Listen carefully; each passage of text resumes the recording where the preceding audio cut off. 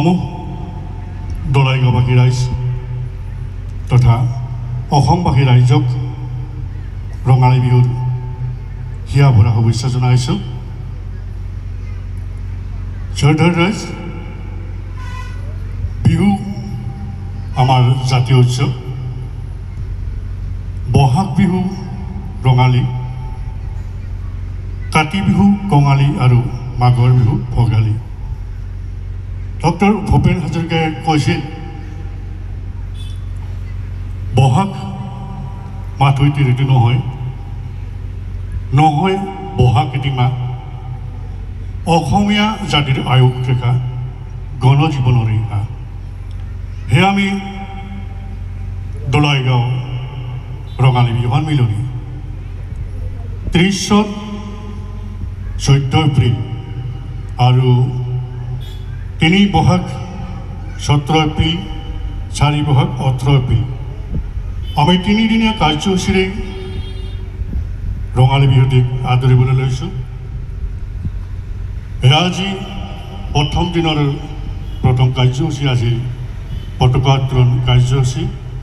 পতাকা উত্তোলন কাৰ্যসূচী হৈ গ'ল। ইয়াৰ পিছতে আমি শ্বহীদ দৰ্পণ, তাৰপিছতে আমি আৰম্ভ কৰিম আজিৰ সাংস্কৃতিক অনুষ্ঠান। আৰু তাৰপিছতে 3 বহাগত থাকিব দলাইগাঁও ৰঙালী বিহু সন্মিলনী।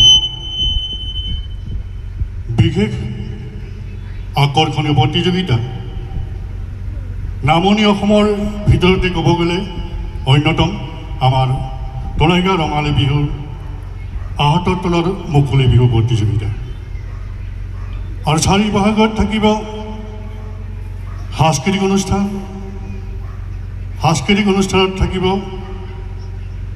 স্থানীয় শিল্পীসকলৰ লগতে গুৱাহাটীৰ পৰা বিশেষভাৱে আমন্ত্ৰিত শিল্পী দীপশিখা বৰাৰ গীতৰ শৰাই। শ্ৰদ্ধাৰ, এই 3 দিনৰ কাৰ্যসূচীতেই সমূহ ৰাইজৰ উপস্থিতি তথা সহায় সহযোগিতা আমি আন্তৰিকতাৰে কামনা কৰিছোঁ।